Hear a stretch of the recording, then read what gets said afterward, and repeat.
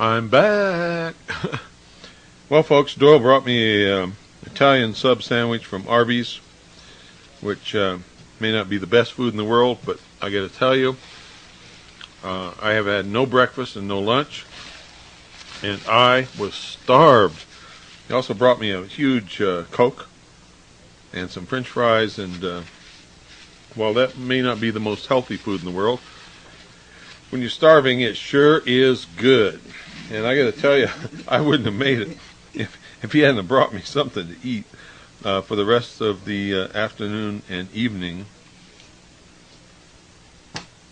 Well, you heard the news from BBC, and it certainly was a different viewpoint than the news that you hear normally on the communist news networks in this country. So, like before, the phones are open 520-333-4578. 520-333-4578. We're interested in your comments, observations. You may have some news to report that we don't know anything about. And if you do, we want to hear from you. And no matter what we're doing or what we're broadcasting, as soon as the phone rings, we will put you directly on the air. Right now, I sat through a lot of... Afternoon, you're on the air. Hi, Bill. How you doing? Good. This is Jim from New Jersey. Or I should say, as good as can be expected.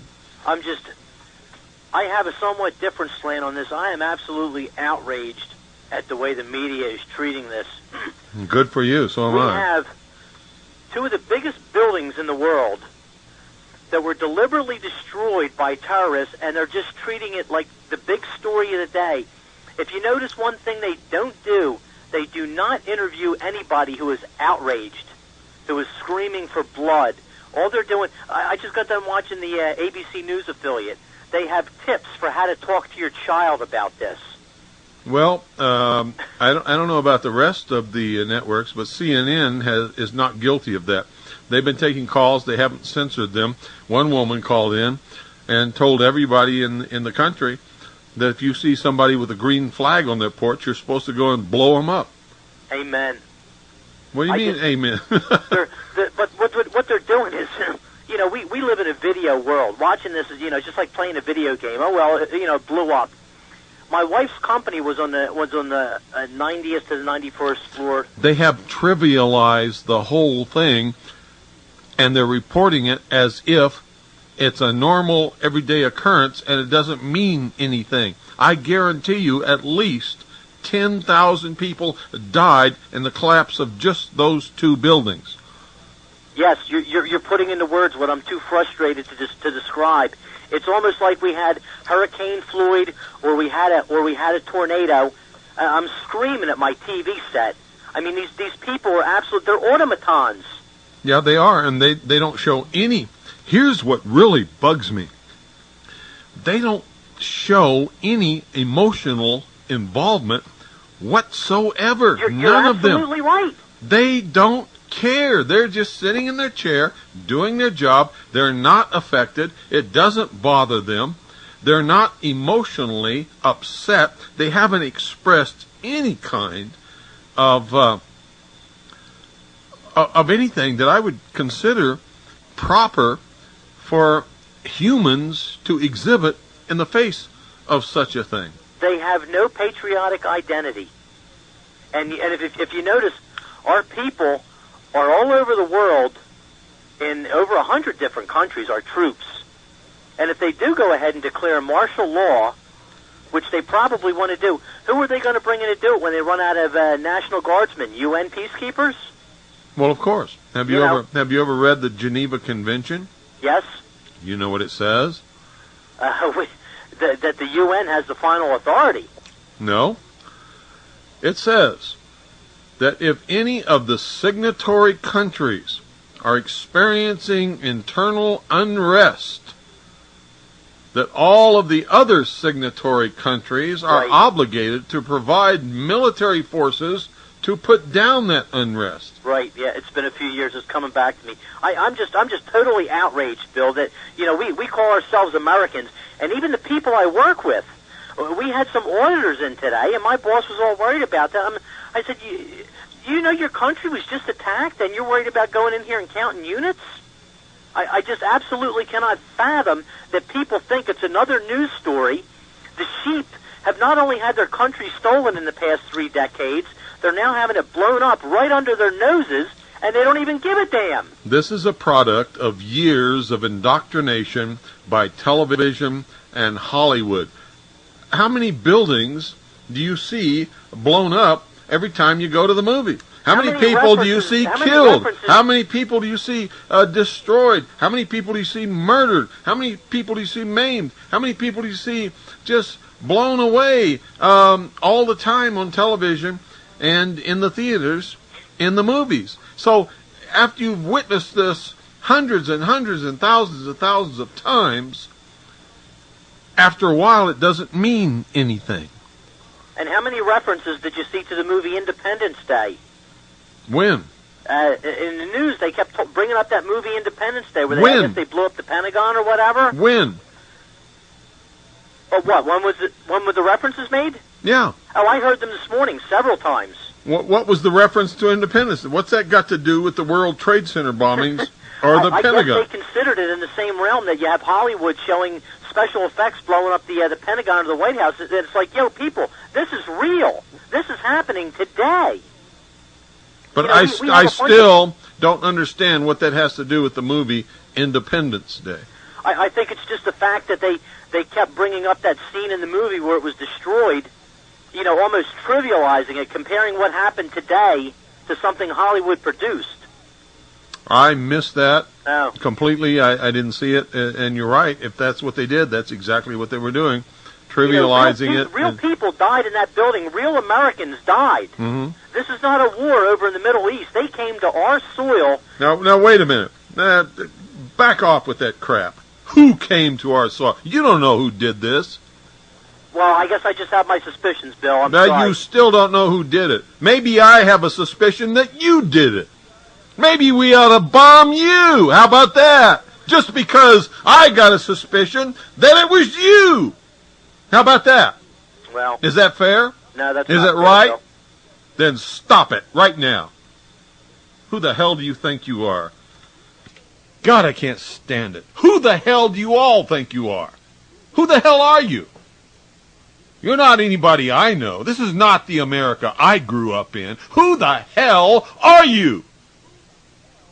In all American interests and to embrace the struggle against Israel. If there is an attack on Kabul, folks, it can only be coming from the United States of America. I guarantee you that. And it will be because either the United States government believes that Afghanistan and our Osama Bin Laden, aided by Afghanistan, is responsible for the attacks in this country. None of us know who's responsible yet. Nobody has told us. Nobody has proven it. Nobody has been tried in court. Nobody's been convicted. All I can tell you is my prediction is coming true. We have now attacked the first country that allows terrorist cells and groups to exist within their borders, and I think there will be more. Long overdue step. Quite apart from his culpability for this crime, or these crimes, I should say, this day of crimes, he is an enemy of this country. He has unleashed attacks against American citizens and property in the past, and there's no doubt, whether he did today's events or not, he would be up to it in the future, and he should be stopped. And those who are... You've got to muster as wide as possible an international coalition, and you've got now, let me ask you something else, ladies and gentlemen. If the United States government and all of its intelligence agencies had no warning, didn't know that these attacks were going to occur, or who was going to mount these attacks against us, and there are no survivors from the attackers, the people in these planes who actually made these attacks, if there are no survivors, how do they know who did it? How do they determine that they should bomb Afghanistan or anybody else? 520-333-4578. If you have the answer to that question, I would sure like to know it. 520-333-4578. Nobody knew these attacks were going to occur. Nobody knew that anybody was going to do this. Nobody survived from the teams that made the attacks. Why are we bombing Afghanistan if, and I'm asking if because I don't know for sure that we're doing it, if we are in fact doing it? And who are we bombing? The people who planned it, who carried it out, are innocent civilians who live in the city of Kabul. Good afternoon, you're on the air. How do they know that the planes were hijacked? Because this is what they tell us. They tell us that some of the passengers or crew members made calls on their cell phones and said that the planes had been hijacked. I heard that part. Also, the planes took off from airports with passengers on board, bound for a certain destination, and changed course to the place where they crashed into their targets, which indicates that they would have been hijacked. Do you know that you're not allowed to make cell phone calls on the plane? I'm not allowed to do a lot of things that I do every single day. And that's not true because airplanes have cell phones on board that you can make calls from. Well, they're not cell phones. They're different. It's the airphone. It doesn't matter. You can still make a call from them. A lot of airplanes have one of those phones in the back of every seat, so every passenger can make it. Yeah, but those don't interfere with the navigation. Who cares about interfering with the navigation? You asked me how they knew the planes were hijacked. Passengers on board made phone calls. And what did they report? They reported that they were on a plane that had been hijacked. And what does that mean? Goodbye. Where did he come from? What do you mean, what does that mean? Either a crew member or a passenger aboard a plane made a phone call to somebody to report that they were on a plane that had been hijacked. What the hell do you think it means, dummy? Where do these people come from? Who is that guy? God. Please, dear Lord, protect me from the idiots of the world. 520-333-4578 is what does that mean? Oh. I've got to slow down and relax because the repercussions of my recent stroke are now affecting my tongue and my jaw, and it's getting very hard to pronounce words. So I'm going to take a little break. We're going to go back to the mainstream media and see what's going on. I will return any time that you call. I will break in and answer your phone call. Good afternoon. You're on the air. Good afternoon. Hello. Oh. Hello? Hello. Hello, is this?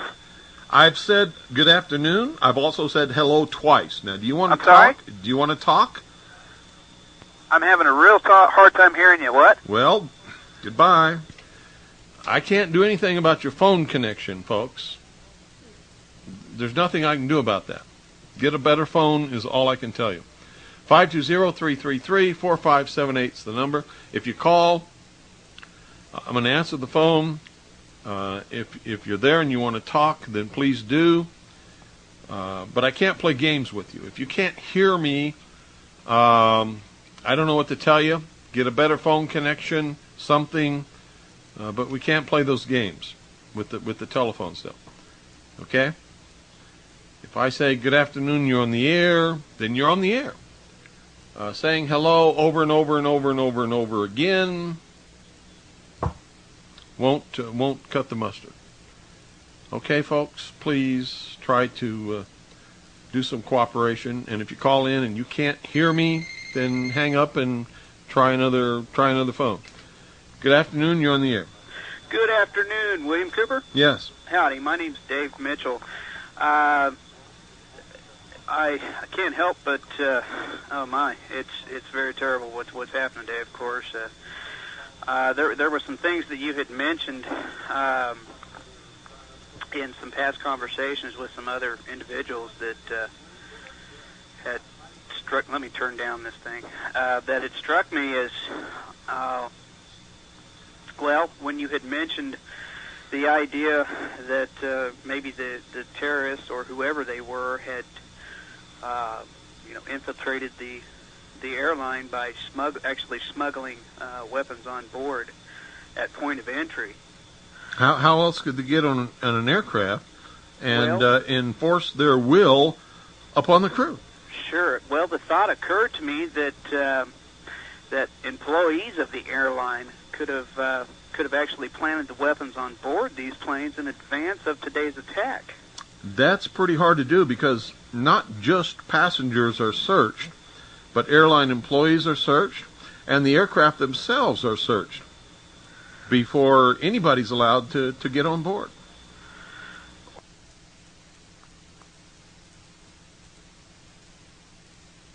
Right. And for 4 planes to be able to pull this off is an incredible feat in light of the actual security that exists in all of our airports today. Exactly, and that's the point I'm making. For 4 flights to actually be used as a guided missile, and obviously under an organized and obviously planned attack such as this, certainly couldn't be executed by individuals haphazardly attempting to simply board a flight. No, not at all.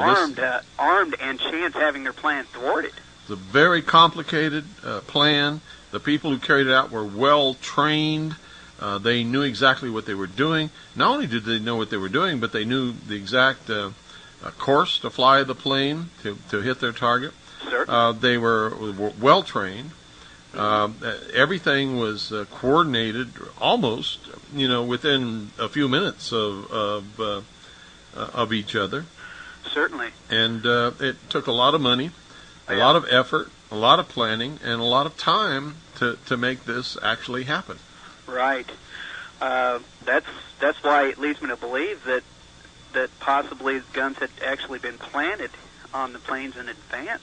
Well, you may be right, but that's conjecture, and none of us can say. And I don't like conjecture anyway, because conjecture is, it's just a bunch of people sitting around, and if we had 100 people call in, we'd have 100 different conjectures, and what does that mean? At this point, it really is all conjecture. At this point, true.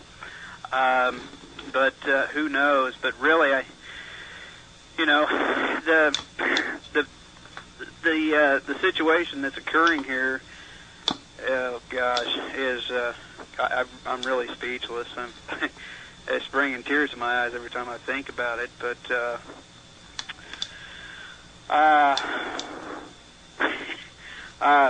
again, I'm speechless. I don't know what to say about the whole situation other than pray for everyone and all their families that have been hurt. Well, you're not alone.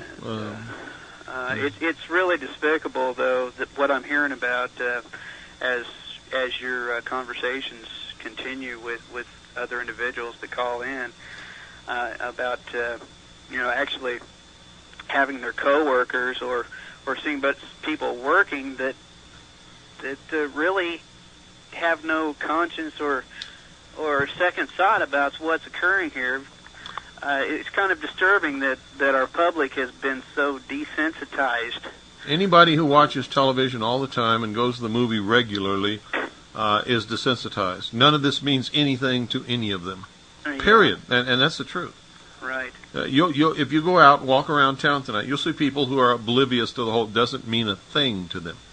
Now, what you had mentioned earlier about the buildings not being able or not actually being susceptible to... They're engineered and built intentionally to withstand crashes into the buildings by major commercial airplanes. Right. So it really doesn't make a whole lot of sense how in the world these buildings actually imploded upon themselves, because, I mean, my gosh, if you've watched these demolition crews at work, you see how they go to work and how they strategically place all of the explosives so that that building does fall down, sure. And these planes did not hit any of the main structural members at the lower levels of the buildings. They hit at the upper quarter of the buildings, and of course it would affect the structural integrity of those floors. But you'll notice that the structural integrity of the buildings were so sound that where the airplanes actually crashed into the building did not cause the upper levels to collapse into that floor. Exactly. So how would it cause the entire building to collapse? It really doesn't make a whole lot of sense at this point, does it? It not only doesn't make a lot of sense, it's absolutely impossible. Yeah. The way these buildings are designed, engineered, and built, they are built to withstand, because they know from past history that airplanes run into these high skyscraper buildings. Well, sure. And so it's engineered into the buildings to withstand the crash of a modern airliner. Well, yeah, and as they launch this investigation, I would certainly hope, but of course this is probably beyond realism, but I would certainly hope that the investigation would start at home as far as what has actually occurred. But they're already short-circuiting that. Have you noticed that Mayor Giuliani and Governor Pataki of New York State are replacing all of the emergency workers with National Guard troops? And who's better qualified to be on the scene and to work and rescue people and treat people, the National Guard or the fire department, police department, EMTs, medics, and people like that? Right. Couldn't agree with you more. So what's the purpose of replacing them with the National Guard? To circumvent any realistic investigation as far as what happened. Not only that, but to maintain silence, because National Guard members are under military orders and they don't have the protection of the Constitution. Right. Once they're activated, they come under the Uniform Code of Military Justice, which says if you're given a direct order to keep your mouth shut, you better do it, or we lock you up forever. Yep. Certainly don't need any stories spun about any ATF or CIA involvement. Or discovery of secondary explosions in the building that may not have blown up like they did in Oklahoma City, and then later denied that they found, although there are hundreds of witnesses that all saw and heard and watched them remove secondary explosives of a military type from the Alfred P. Muir Federal Building. And certainly, and right after that happened, immediately after that building exploded, the media coverage was somewhat uncensored at the time. And a lot of information was leaked out as to what had really had taken place, along the lines of, as well as like the John Does. Yeah. That, and then when the government took over, the media washed it. Reports stabilized and presented only one official explanation, and never talked about any of those other things ever again. Yeah, and of course they certainly cleaned up the wreckage in a heartbeat as well. They didn't clean it up; they completely destroyed it. Yeah. They destroyed all evidence, all wreckage. Every remnant of the building was demolished, picked up, carried to a site, buried under the ground so you couldn't even get to it if you wanted to, and then they put a fence around it which says United States government property, keep out. If you go into this place, you're subject to so many years of prison and $10,000 fine, and so on and so forth. And then, of course, the blame is directed at private militias. That's what happened. Well, I mean, that's the same thing that happened back when Hitler was in power over there in Germany. He pulled the same thing and blamed it on the private militia. There is no such thing as a private militia. Right. Period. Uh-huh. The militia consists of the whole of the people, all of us. There's no private militia. Private militia is not a militia, is unlawful, and actually constitutes a gang. So I reject your private militia. I understand. So I've been watching things on your site and keeping up to date on occurrences and things like that. You seem to be very perceptive and intuitive as far as what's actually happening in the world today. What do you think or expect to come of this as time progresses? The death of freedom. Yeah. The death of freedom. That's a pretty tough cookie to swallow, but I think you're right. Most people will have no difficulty swallowing that pill. Well, yeah. They will not only welcome it, but if you've been listening to CNN, CBS, ABC, NBC, MSNBC, they take calls from people, and people are already asking for it. Well, the best slave you can have is a slave that doesn't know they're a slave. First of all. Secondly, when you are indoctrinated through our school government-controlled school system, of course, you aren't enlightened to the freedoms that you are supposed to have guaranteed by the Constitution. But as time has progressed, we've seen these liberties that are entitled to us whittled down to virtually nothing. And on top of that, if people don't know what freedoms they have, then they're certainly not going to miss them when they're gone. That's right. Absolutely correct. Well, I really appreciate your time, Bill. And it's been a very great pleasure meeting you. I'll keep in tune and keep listening. And my heart, I just would like to say my heart goes out to everyone and all their families that have been affected by this, indirectly or directly. You would think that it would affect everyone of our nation, but unfortunately, there's a lot of people out there that just don't register. They don't get it. Thank you for calling. Well, got to pray for them too. Thanks for calling. Pray for everybody, folks. Please include all of these people.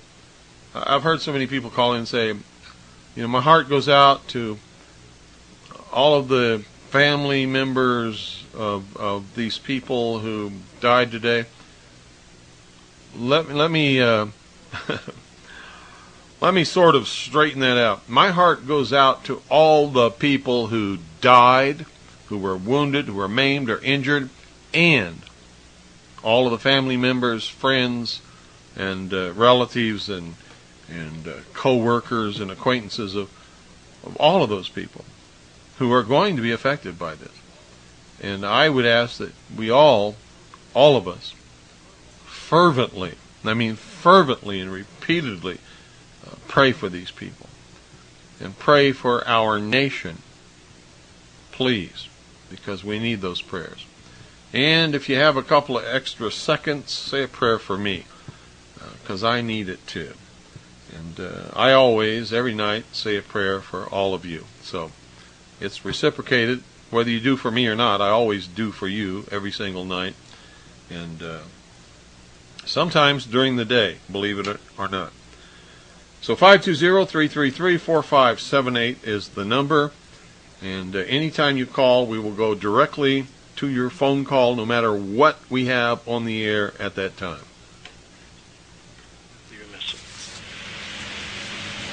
Mr. Barak, you wanted to say something about that? It's what happened today just added to the need to have at least a theater and maybe trans-regional missile defense system against rogue countries like Iraq and Iran. It wouldn't have helped today. It wouldn't have helped, but this event emphasized that there are certain countries in the world, North Korea, Iraq, Iran, maybe Gaddafi, maybe one or more else. Good afternoon. You're on the air. Bill, Yes. I just wanted you to know, I don't know if you heard that there's explosions and bombs going off in Afghanistan right now. Yeah, we've already talked about that. Oh, okay. But that's rumor that's been put out on the news. There has been no official announcement by the government or anyone else. And in fact, CNN showing scenes from Kabul right now. they are. Yeah, burning. Okay. Okay. Thanks. Thank you for that input. Appreciate it, folks. If you find out something that we're not airing, give us a clue. We're not monitoring CNN. We're monitoring C-SPAN. So we don't know what's happening on these other networks. When you call in, when I ask you questions, when I'm looking for verification, don't get angry because you know that we don't air rumor on this broadcast. So I'm going to ask you how you know and where you found out about it, and so that we know whether or not your report is legitimate or not. And I have to do that. If it upsets you, I'm sorry, but I have to do that. I have to know if you're, a scam artist just calling in, telling some lie or spreading some rumor or reading off a fax machine, or if you actually saw it on the news and which news you saw it on, and so on and so forth. Good afternoon. You're on the air. Good afternoon, Mr. Cooper. Yes. Hello. Tony from Cleveland, Ohio. Hi, Tony. I'm talking real loud. I can barely hear you, but just as long as you can hear me, that's what counts. I can hear you fine. Good. Here in Cleveland, they seem to have the downtown area pretty much closed off. There is, I can't say a real big emergency, the way that the mayor described it. He says, I'm not declaring a martial law or anything of that sort. He says, but he said, I'm going to keep the downtown area clear. Nobody's basically allowed down here unless you have... That is martial law, my friend. See, he has no authority to do anything like that unless he suspends the normal law, and the normal law says citizens have the freedom to move wherever they want to move. If he restricts their movement, he has, in effect, declared martial law. Well, yes, I have to agree with that, to concur with what you're saying. And the way he put it forth, it's that he was telling the residents here in Cleveland that, is pretty much stay in your house. Don't go anywhere. And as a matter of fact, the Cleveland Public Schools are closed tomorrow. All the Catholic schools are closed tomorrow. The government buildings downtown were all closed up. The state offices were closed up. The Governor Taft was on TV, giving his condolences to everybody involved, directly involved, the ones that were killed. He wanted us to give support to Red Cross. Commendable things that all Americans should be doing right now, offering prayers for our country as well as those Americans who are lost. They have been pointing fingers. I have the TV on right now, Channel 8 here in Cleveland, and they're showing that Ben, I can't even pronounce this guy's name, I'm so ticked off, but they're implicating him. Some folks at work today were all irate. Are you talking about Osama Bin Laden? Yes, sir. Okay. And some folks at work today were irate. They said, well, we should go over there and bomb them. I said, well, you don't know they are the ones responsible. Yeah, how do any of these people know who did it? Well, where we are at work... How does the government know who did it if they didn't know that it was coming, or who planned it, or that it was going to happen, and nobody survived amongst the attackers? Exactly. Well, I guess you might say it's another form of mind control through the idiot box, where they put these little bits and pieces of misinformation out there that gets the wheels in the heads of the people moving around. Well, we don't even know. We don't even know if it's misinformation. Osama bin Laden may be responsible. Well, yes, that's true. Or maybe one of the people that's responsible. There might be a lot of people responsible. But the fact that I'm trying to get across is that nobody knows that. Yes, that's exactly right. And if Osama bin Laden is the one who did it, why are they bombing innocent civilians, men, women, and children in the capital city of Afghanistan? Well, that's a good question. Yeah, it is, especially after they condemned whoever did this in this country for killing innocent civilians, men, women, and children.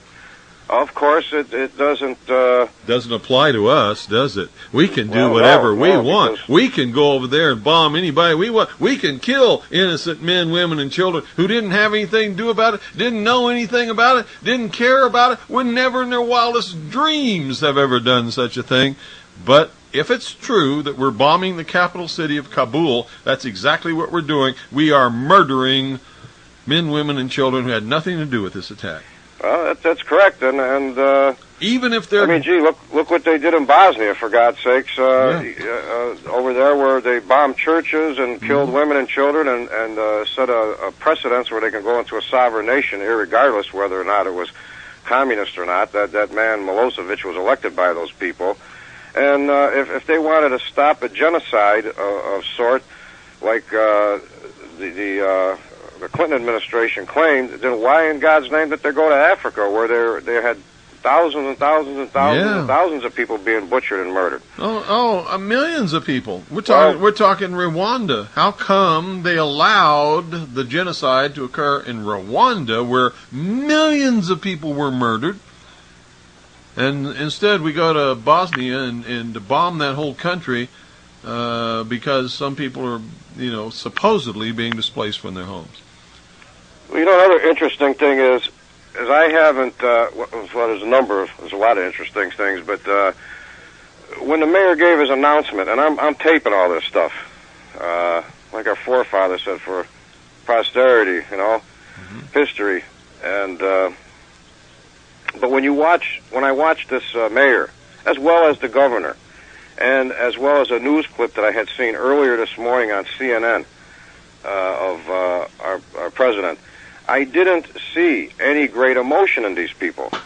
No. I mean, to the extent that, hey, you attacked us, whoever this was, and I didn't see, the way I would probably be pounding the podium, and I probably wouldn't be overly irate to the point where I'd look like a madman, but I would be justified in my... They claim that this is their professional demeanor. But I say this, whether they're professional or not, whether this is their occupation and their profession or not, whether it's the way they make their living or not, you cannot help but be affected by this. And you couldn't help but say some of the things that I've said and other people have said during their broadcast that makes you a human being and connects you with the terrible tragedy that has happened to all these. But these people, you watch them and it's like they're reporting that last Sunday there was a Girl Scout picnic in Central Park.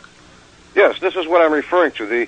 I understand what you're saying about the professionalness of their office and so on and so forth, and how to act properly. But in this great magnitude of a disaster, there is just like you're saying, it's like they're reporting something that's a common everyday occurrence, and the people are desensitized by the... Yeah.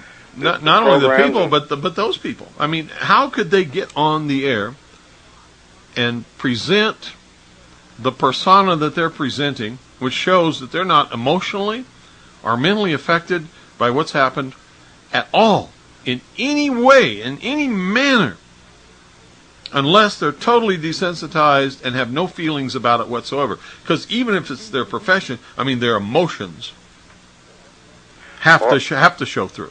Well, it's almost as they were expecting it, or it's an orchestrated event. But, wasn't there allegedly five planes? Well, listen to me. Don't pay any attention to all these rumors. We've heard that there was 5, we've heard that there was 6, we've heard that there was 7, we've heard that there was 8. Okay, but well, this end of only 4 planes are accounted for. This end of the country, we were told that... of course, I haven't had access to the CNN stuff because I don't have cable. It was available to me at work today when I had seen it. But only 4 planes have been accounted for, period. Supposedly, there was a plane on the tarmac at Cleveland Hopkins Airport that the FBI was investigating. They had the people come off and... They may have investigated it, but it was not a terrorist plane. It was not involved in any attack. I'm sure these things are going on all over the place. Don't listen to rumors. No, it's just being... There was 4, period. Yeah. That's it. Well, it's something that I dreaded. I knew something would possibly happen in the future just from research that I have done from the past incidents, and I was dreading this day. And my daughter called me. She said, "Dad, what do you make of this?" And I said, "You're getting closer to the implementation, full tilt boogie of the New World Order in this country." Yep, that's right. And like I've been telling the kids, I says, read. I says, I may not be right all the time. I says, but you know, you can read and may find that what you're reading is wrong, but you're not going to find that out until you read something else and documented things and so on and so forth. And they're starting to think a little bit about this, and it's a shame that you can't let children be children. But I want them to be aware, because when I'm gone, the future belongs to them. Yes, correct. Therefore, they must know what their future is going to be. You know, and some of these guys at work and the women, they think I was nuts when I started talking to them about this stuff. And a couple of them came into my department where I was at, and they had a couple of them had a funny look on their face, and they said, "You know what, Tony? You know, you must have known something, because, you know, what happened?" And I said, "Well, I gave you information to read. I told you what to look for. You know, I don't know everything. I don't know nothing really, but I feel like I know more than the average guy out there, and I feel that's a shame. You know, I was coming home the other day, walking my son home from school. I had a day off. We ran into a couple kids from from another school on the other side of the neighborhood. A Japanese motorcycle went up a street with a real sharp, ear-piercing exhaust. I put my finger in my ears, and I looked down at one of the kids, and I said, "Boy," I said, "that thing will hurt your ears." And he says, "Oh," he says, "you must be one of them Harley riders." And I said, "Yeah, you know, I have one." He said, he said, "You ride an American bike, huh?" And I said, "Yeah." I says, "Actually, mine's an older one." I says, "It doesn't have all the foreign stuff on it like the new ones do." He says, "Well," he says, "America?" I said, "Yeah, America." I says, "You're an American, I'm an American. It don't make any difference what color you are. We're all Americans." And he looked at me real funny and puzzled. Now, by this time, 4 of his buddies were walking up the street and leaving him there with me, as I had stopped in front of our house and continued our conversation. And he looked at me and said, "Well, that's from California." I said, "California is in America." And he looked at me, he said, "Really?" I said, "Yes." At that, he ran up, turned around, he looked at me, he says, "Thanks, mister," and he ran up the street, and he's telling his buddies, he said, "I just learned something. That man back there told me we was Americans." And my son's 10 years old, he looked at me, he shook his head. And I couldn't believe it. Now, this young boy looked to be about 14, 15 years old. And in all sincerity, he didn't know he lived in America. And it was beyond sad, it was pathetic. And I could not believe this. I just, you know, and this is what our children, well, not mine anyway, but a lot of them out there have no perception of where they live. Yeah, that's true. Unfortunately, that's true. It's like somebody comes up to me and says, you know, "I'm an African American," or "I'm a Polish American," or "I'm an Irish American." And I say, "Fine, go back to Africa, go back to Poland, go back to Ireland." Because in my eyes, you're either an American who came, or whose ancestors came from those places, but it's an absolute impossibility to be an African American, an Irish American, or a Polish American. You're either an American, or as far as I'm concerned, you're a subversive son of a bitch, and get out of my way. Correct. I know. I stopped on the way home to get a couple packs of cigarettes, and I talked to a black fella that needed a light. So I gave him a light, and he looked at me, shook his head. He said, "What, man?" He said, "What do you think?" And I said, "I'll tell you what I think." And we stood there for about a half an hour, and I told him. And I touched on the same subject that you just mentioned. Now, when my grandfather came over here from Hungary, and in 1889, he knew what was going on over there in the old country. And he wanted his family to be free. And he came here to this country, settled in Cleveland in a neighborhood that was predominantly Hungarian, descent. And the most important thing to him was to eventually be accepted as an American. Exactly. You know now what? there's people in this country, Because they don't people want to ask be them- an American. They want to separate themselves and be a Polish American, Yeah. or an Irish American, Well, people or used to a ask them- Russian American, or an African American. And it's all baloney. People would ask him when they heard his accent, and they said, John, what are you, Hungarian? He says, no, I'm an American. Good. I'm an American. I come here from Hungary, I bring my family here, and I raise them here. He said, I'm an American citizen. Good for him. And, you know, I this would- is I would part have- of the Hegelian dialectic, divide and conquer. Yep, I would have liked him a lot. Well, he worked till he was 74 years old, till the company found out how old he was, and he said, John, you got to retire. He said, what am I going to do now? I can guarantee you I would have liked him He an awful passed lot. on when he was 86, and he had a stroke while he was shaving. And you know, my uncles are all in the military, and my kid brothers still are. And you know, we have. It's amazing that some of the people in this country, and I'm directing all this to the people that are listening in this country that have ancestors that go way back in this country before my ancestors were here, who have, or so they say, more of a claim here than I do, but they don't have an inkling of what it's like to want that freedom and to taste it, like my grandfather did, like my father, and like I do. And by God, I'm not getting hauled off to no internment camp, and they're not taking my house, and they're not taking me, because I know what's in store.